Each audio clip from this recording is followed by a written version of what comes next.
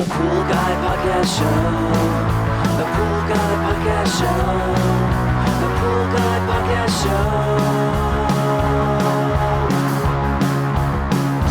Yeah! Hi, and welcome to the Pool Guy Podcast Show. In this episode, I'm going to talk to you about some strategies to deal with pools that are heavy chemical users. Everyone has these pools on your route, or you may run into them once in a while. The pool just seems to be a beast when it comes to the amount of chlorine you're adding, and maybe sometimes the amount of muriatic acid you have to add each week to balance the water. Pool Service Pro, open a Leslie's wholesale account today and receive wholesale pricing on products you use every day. Leslie's Pool Supply offers convenient locations that are open 7 days a week. Another great benefit of opening a Leslie's wholesale account is Leslie's referral program. Get referred to a customer looking for weekly pool service. Save time and money and grow your pool service route and become a Leslie's Pro. Not uncommon to have outlier pools where the chemical use seems to be off the charts compared to your other pools. There's always a few of these that somehow end up on your route. And, besides getting rid of these pools, which sometimes is the ultimate solution, there are ways to offset the high chemical usage. Sometimes it's very seasonal and sometimes it's area dependent. But a lot of times the pool itself has some underlying issues which cause it to be a pool that uses a lot of chlorine and in some cases a lot of muriatic acid. And not all these pools have common characteristics, so sometimes it's a head scratcher of why that pool is using so much chlorine up. The obvious ones that use a lot of chlorine are the ones that have heavy usage, and this is pretty normal for commercial pools. For residential pools where they have a high bather load, you're going to go through a lot more chlorine. It's just the natural cycle of chlorine fighting all the gunk that's in the water from bathers, and it's one of those things where you're going to just have to keep the pool chlorinated at a high level. Sometimes a saltwater generator solves that problem for a residential pool. Sometimes at a commercial pool, of course, you need to have a chemical feeder of some type to supply chlorine all the time. And depending on the size of that commercial pool, a saltwater generator may also be a viable solution for that problem. But the heavy bather load is something that you know of, and so you can kind of offset that by adding more chlorine to the pool before the pool is being used, or of course having a lot of chlorine being introduced to the pool while it's being used if you have a feeder or a saltwater generator. The other pools that are kind of a mystery are the pools that don't really have a high bather load. No one's really using them, but you notice that you're putting a lot of chlorine in the pool. There are some environmental factors to be aware of. For instance, in the peak of summer, you have a high UV index, which means that the chlorine, even with the cyanuric acid protecting it, is still going to burn off at a faster rate. There's all different research out there, but I would say that the chlorine will last about 5 times longer in the pool with the proper cyanuric acid level protecting it. But when the UV index is really high, that probably drops down to maybe 2 or 3 times. And so in those cases, you're going to have a lot of chlorine usage because it's just really hot. The water's hot, the UV index is high, and the chlorine is going to be used up much faster. That can't be avoided, and this is something that happens, again, when you're at the peak of the season. If you're losing chlorine and it's not the peak of the season, then it could be some underlying problems. One of those could be that the cyanuric acid level is just way too high for the free chlorine level in that pool. What are some acceptable cyanuric acid levels? I would say that once you start getting above 100 parts per million and you're edging towards 150, then you may want to consider a partial drain of that pool to bring it down. And I think keeping a higher cyanuric acid level sometimes is good, but keeping a too high of a cyanuric acid level is not as good. And I'll explain that just a little bit here. Basically, the cyanuric acid level in the pool will protect the chlorine up to that level. It's kind of a rule of thumb. So if you have a cyanuric acid level of 50 parts per million, then a chlorine level of 5 parts per million will be protected from that 50 parts per million. But if you add more chlorine and bring it to 8 parts per million, that chlorine is not protected by that cyanuric acid level any longer. So if you wanted to keep your pool at 8 parts per million all week long, you would need 80 or 90 parts per million of cyanuric acid in the water. And if you follow anything that Bob Lowry had put out there about cyanuric acid and free chlorine levels, you know that he has a formula of 7.5%. So whatever your cyanuric acid level, the free chlorine level daily needs to be at 7.5% of the cyanuric acid level. So if you have your cyanuric acid at 80 parts per million, you're going to need 6 parts per million of free chlorine in that pool each day to prevent any kind of problems with the chlorine zeroing out or algae forming in that pool. So that's something that you should keep in mind when you set your cyanuric acid level. The free chlorine level is important and it correlates directly with how much cyanuric acid is in the water to make that effective. So I always like to have more cyanuric acid in the pool than less in the pool in my area because we do have those hot days and we do have a lot of chlorine usage because of the fact that the pools get used a lot in Southern California. So having a higher cyanuric acid level means you can have a higher chlorine level that's protected by that. Now when you get in the 200 or 300 range in cyanuric acid, it becomes a problem. It becomes a problem because the chlorine is less effective. Now, you can argue that with the cyanuric acid level of 200 parts per million, it's going to protect the free chlorine level at a higher level. Therefore, you won't need to be shocking the pool because you can maintain a really high free chlorine level, and it's not going to really affect the bathers because most of that chlorine is locked up in cyanuric acid, and it's not free chlorine at that time that they're swimming. And it's a pretty good argument, and a lot of people call this the old school method of pool care. We used to just load up the floaters and the chlorinators with tablets in the summer and then worry about the high cyanuric acid level after the winter. And you just keep adding more and more trichlor to the pool, building up the cyanuric acid level to higher levels, and the chlorine level stays pretty steady in those pools. And this is a valid argument, and I can't argue against the fact that having a pool like this, you can manage it and it's not a big problem out there. It's probably not the best way to manage a pool and probably not the most cost-effective way to do pool service, just loading it up with trichlor tablets. You have other effects. Of course, you have the fact that the pH may drop pretty low in those pools if you overload them with tablets because the pH in those tablets is pretty low. But I think the best way to maintain the pool is to keep the cyanuric acid from creeping over 150 parts per million, keep it below 100 parts per million, and keeping it above 50 parts per million is probably more ideal, especially in those pools where you're having problems maintaining the chlorine level.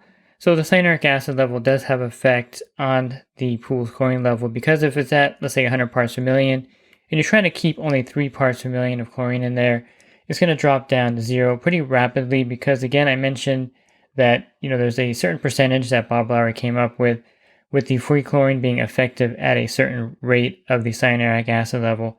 So if you have a cyanuric acid level of 100 parts per million, you're going to need to maintain about 8 parts per million of free chlorine in that pool. And if you're not, and you're maintaining 2 or 3 parts per million, that'll drop down to 0 very rapidly. So one solution for pools that, of course, are not holding chlorine or using a lot of chemicals is to raise the free chlorine level up to kind of match that ratio to the cyanuric acid. And sometimes that's just enough to solve the problem with that particular pool, keeping a higher chlorine level in that pool day to day on a daily basis solves that problem.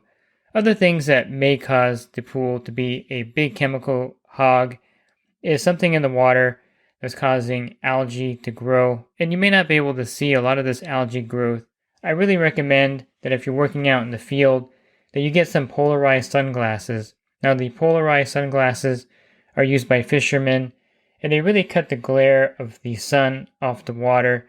So what I like to do is to spray the surface with about a 10 to 1 part soap to water mixture. Tile soap works really well. The Aero tile soap works really well for this.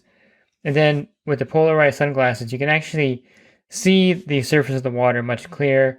And you can see algae that you may not be able to see without these polarized sunglasses on the side of the pool or the bottom of the pool. And I think they're really almost like a superpower when you're using them out there to spot algae in the pool. But there may be some microalgae, and PolarX, Fred from PolarX talks about this all the time, about microalgae forming in the pool.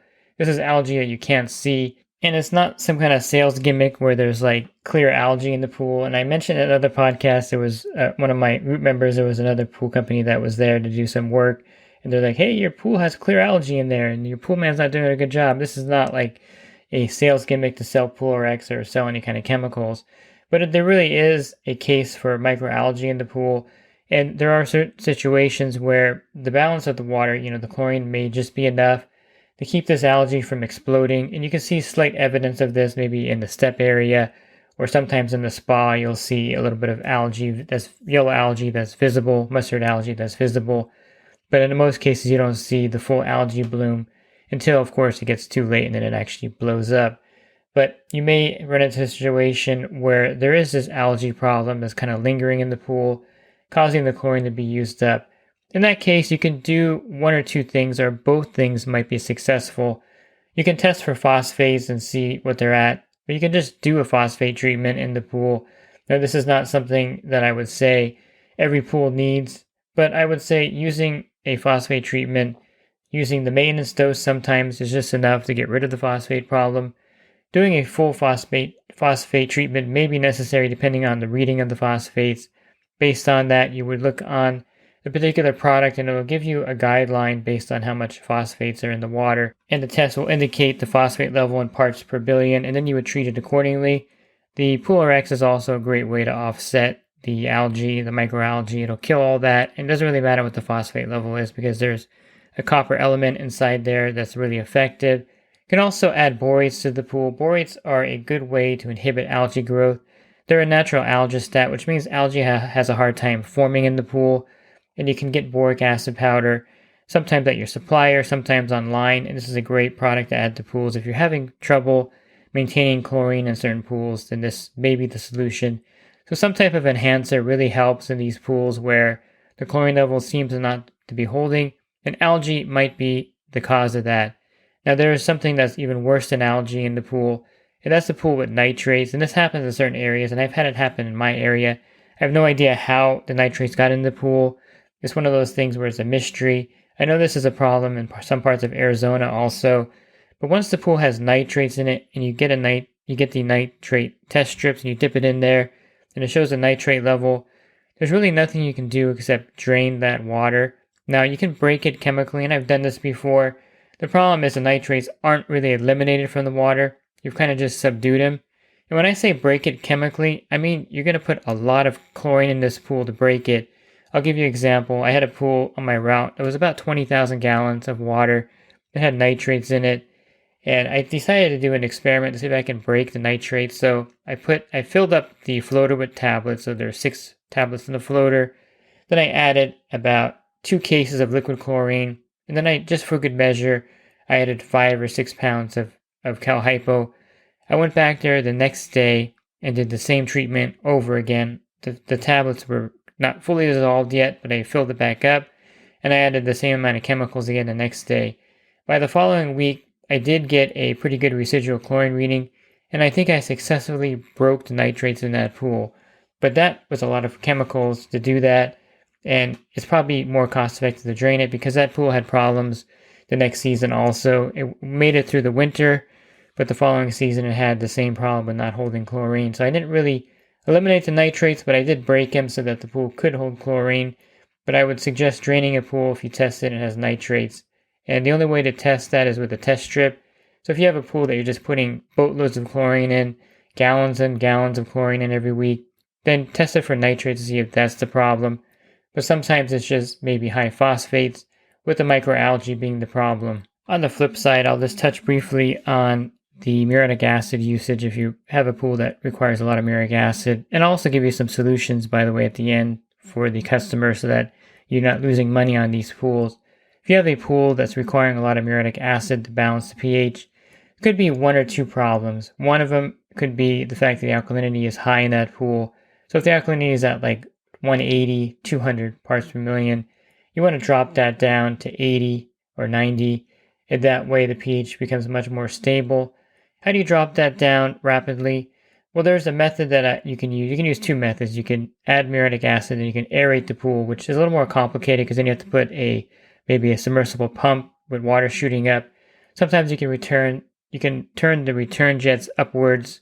Sometimes you can turn on the water features. Anything that's going to cause bubbles in the pool, basically, the jet action causes aeration and it causes the pH to rise. But adding the acid to the pool will lower the alkalinity. Another way to counter this is to add the muriatic acid and then add 20 multein borax to the water. This sounds weird, but it's highly effective. The borax has a really high pH, and I found that by adding the borax to the pool, you're not really raising the alkalinity as much if you're using like soda ash, you're raising the alkalinity quite a bit. So I don't think that's an effective way to counter the high pH, and you can't really add enough baking soda to raise the pH up. So the 20-multene borax is a great way to add muriatic acid to the pool and then quickly raise the pH up so that you don't have any problems with the pool. And this may take multiple visits per week, adding a quart or half a gallon of acid, adding some 20-multene borax to bring it up. And if you're looking for a chart on how much borax to add to bring up the pH, if you download the pool calculator app, there's a borax category there. You can also use the online version for free, but you would just type in your pH level, and then it'll indicate how much 20-multene borax to add to the pool to bring it up. It's a very similar element to the boric acid powder to add borates to the pool. So you are actually adding some borates to the pool with the 20-multene borax, but it's high in pH. So it's great for balancing a pool that has a very high alkalinity. And if you're using acid to lower that down, which is the only way to really do that, it's a great way to bring the pH back up without affecting the alkalinity too much. Another reason you may have a problem with pH in the pool and it rising continuously is a saltwater generator that's producing too much, or it's on actually too high of an output. And if you can reduce that down from 100% down to 50%, you're going to have a better chance of being able to keep that pH more in balance. And then water features, I mentioned the aeration is a way to raise the pH without raising the alkalinity.